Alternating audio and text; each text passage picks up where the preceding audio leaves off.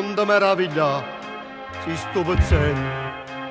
O cerco pure a te la carità. A te non voglio fare, ma solamente voglio una grazia e ti poter parlare. Se tu mi vedi in da casa tua, ci sono venuto solo per te. Canciolinella cerca mamma so, per l'abbraccio a basa, prima morire. Ti vince che la sta signore, la mia sfortuna puoi mogliare a me. Se ti regala la torre, la figlia non l'arrivi più a vedere. Perciò si tiene qua, si non t'ha volato pure a te.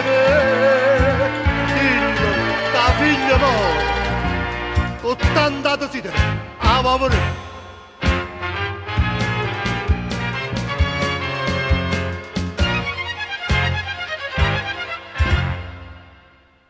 Senza che trovi scusa e ti intrattiene, perché non c'è sta tempo a fa passare.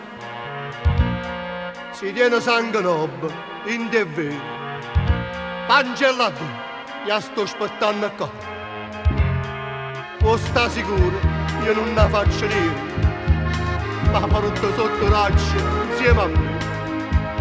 Voglio morire, o scorno innanzi a gente, ma picceretta, a mamma, a Davide,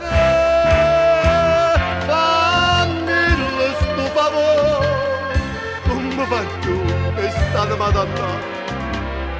Sia vero, sì signore, ma potermi fa sta carità. Oh mio, tu ma sei male, faccio qualunque cosa e sai perché?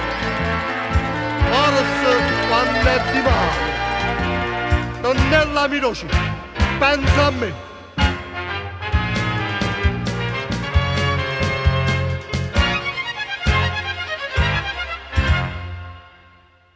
Ma tu non parli, pare frastornato. Perché non ti vuoi muovere a piedi?